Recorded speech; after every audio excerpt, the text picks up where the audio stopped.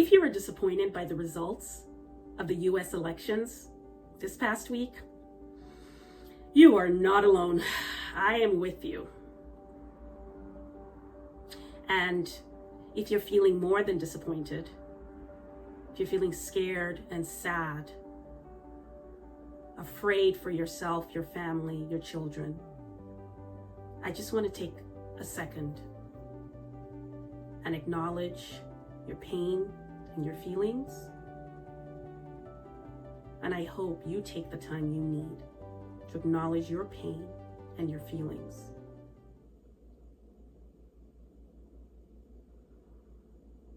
I don't know what the answers are, but I do know we've been through this before.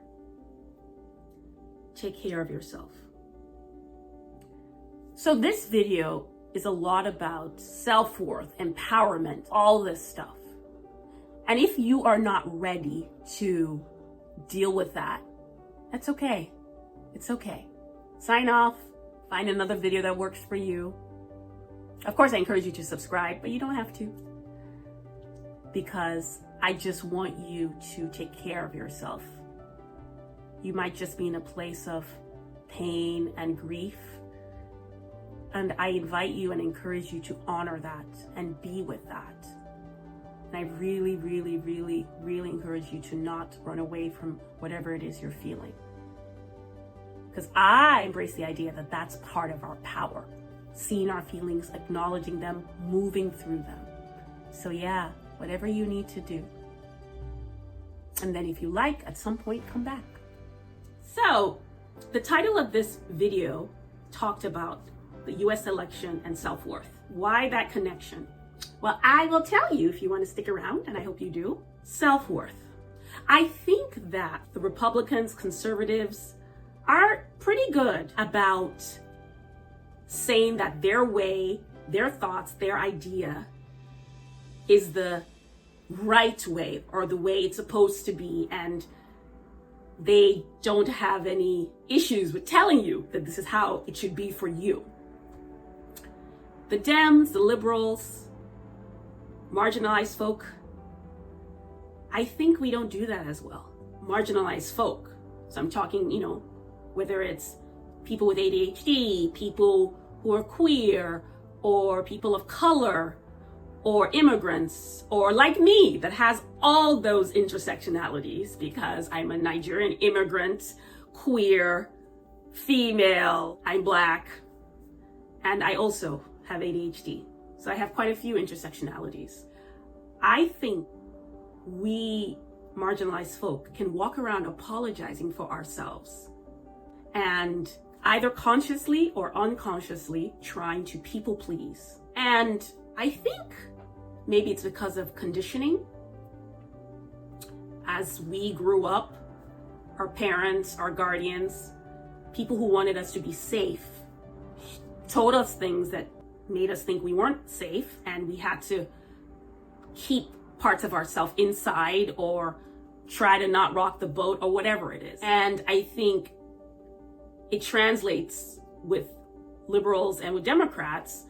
And even though like politicians are not necessarily, they're not apologizing for themselves per se, but they're not stepping into, we're the Democrats, we're on the left, this is what we're doing. They're trying to appeal to everybody in the middle, on the right, try to people please. And it didn't work, at least this time, this election cycle. And honestly, I don't think it's sustainable because it's not owning your values and really leaning into them, And I think Republicans do that better.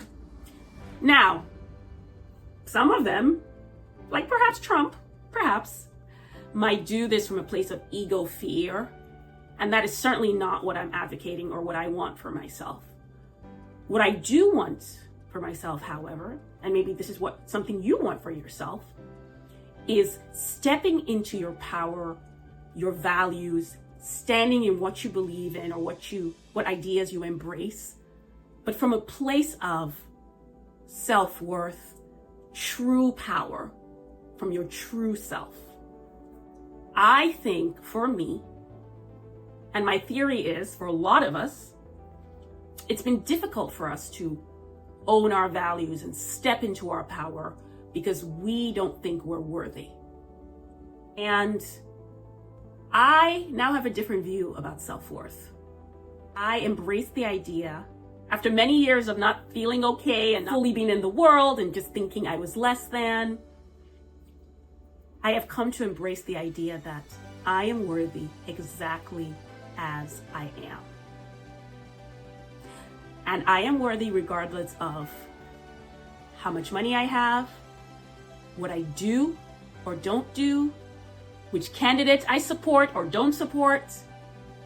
Whatever it is, I am worthy because I am. That's it. I am. I'm really leaning into that. I take it from a spiritual place. I really embrace the idea that we are all one and we are all God, and each of us, each human is God embodied. So I step into my God self, and my worthiness is because I am God, and so are you, at least according to my ideas. However, if that's not your thing, there are other ways to own your self-worth. Some people say, I am enough, I'm worthy because I'm alive, and that's enough. That's enough. If you don't agree with me, if you are having trouble thinking about yourself as worthy, I invite you to sit with yourself, get quiet with yourself, and ask yourself, why don't you think you're worthy? Maybe some stuff will come up, maybe some writing, if you need to see a therapist, whatever it is you need to do. Try it. I invite you to try it. I encourage you to try it. And also, a bit of evidence, so to speak. What are the most precious beings on this earth? Precious entities. The new ones, right? New humans, babies. New dogs, puppies. New cats, kittens. New plants, new flowers. I would be hard-pressed to find, and I would say you would be hard-pressed to find, anybody that doesn't think one or all of those things are precious. But what have they really done? I don't know much about plants. I'm not a plant mom. But I know with babies and puppies and kittens, so we mammals, what do we do except poop everywhere when we're new, right? Just pooping all over the place and making lots of noise and, needing all of this help. But we're so beautiful and precious, right? And our caregivers want to help us. That was you. You came as a baby, a beautiful, precious baby. And if you have children, you might see your child as a beautiful, precious baby, even if they're grown. But that's you. You're that beautiful, precious baby. You are worthy. You have not become unworthy because you've grown up. You are worthy. At least that is what I embrace. And embracing it, and it's a practice. It's not like I'm embracing it and just great. It's a practice. But the more I step into, I am worthy exactly as I am, the more I can lean into who I am, my values, my ideas, my thoughts, all of it. For example, I am a lesbian or queer. I don't feel less than because I'm a lesbian or queer. I love being with women. I'm a woman. I love being with women. I love it. I don't have to be with men. It's such a gift. No offense, men, but it's such a gift. I'm so grateful to be gay, to be a lesbian. But I can walk around, or I used to walk around with the shame of less than. Why? Coming out and learning about myself as gay has really helped me be compassionate to other people, because it was a journey and I have suffered and I still suffer sometimes. But I won't trade that for the world. It has taught me so much, and it's made me see people in a different way and helped me be more open to people and more accepting and welcoming and inviting of people. So we never talk about the gifts of being these things that people don't want, whether it's gay or trans or whatever. It's a gift, and I'm so grateful for it. And another thing, let's talk about being trans. I've heard people say, oh, you're making my kids trans, you're making my whatever, my family trans, whatever, what is all this wokeness and transness and whatever. I'm not a parent, so I'm just speaking. But I do know trans people.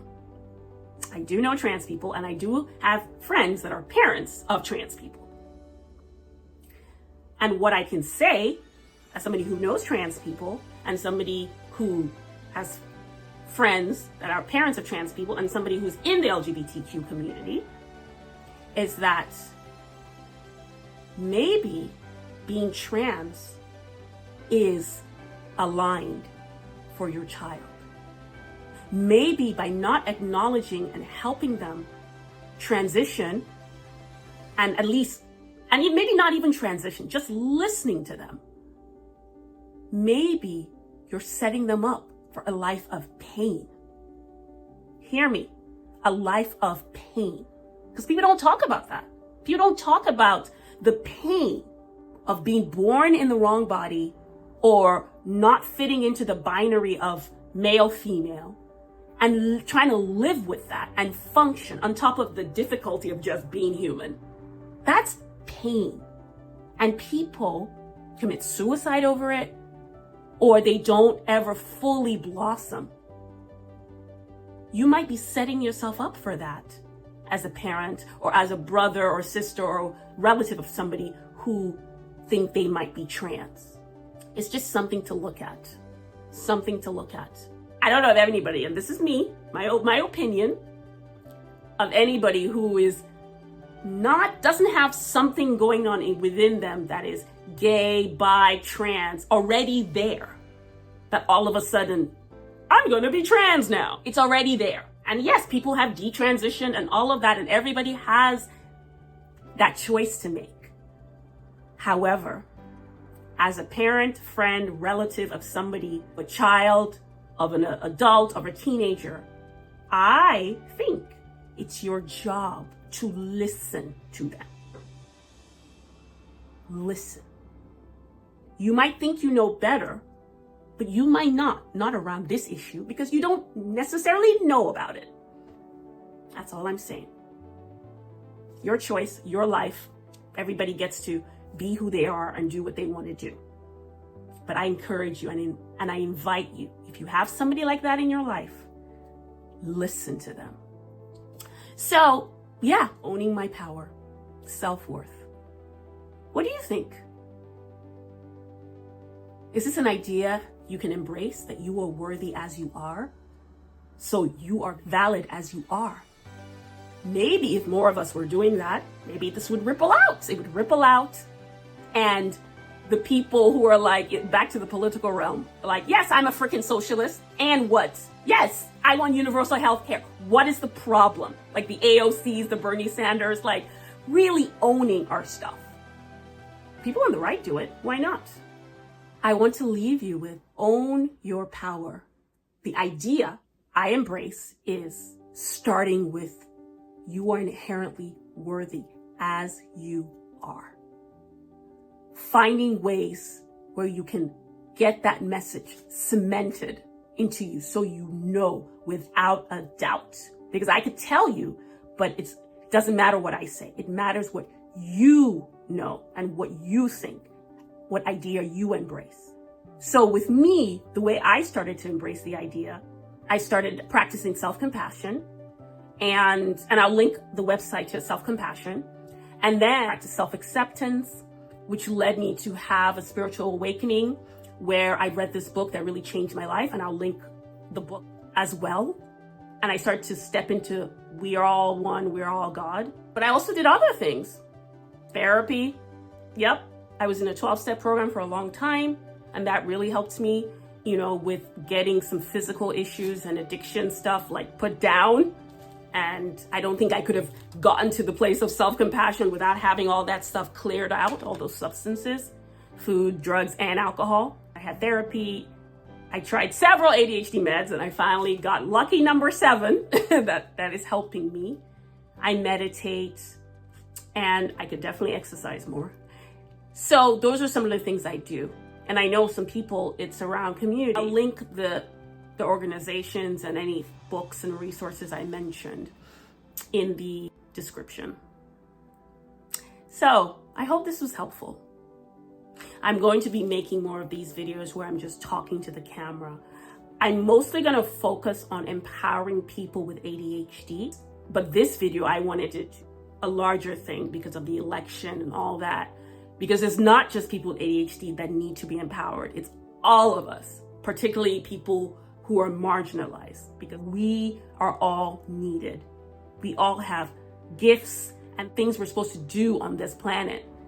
And because we're conditioned to believe we're less than, we're not worthy, all of that, we can't contribute to the collective the way we need to.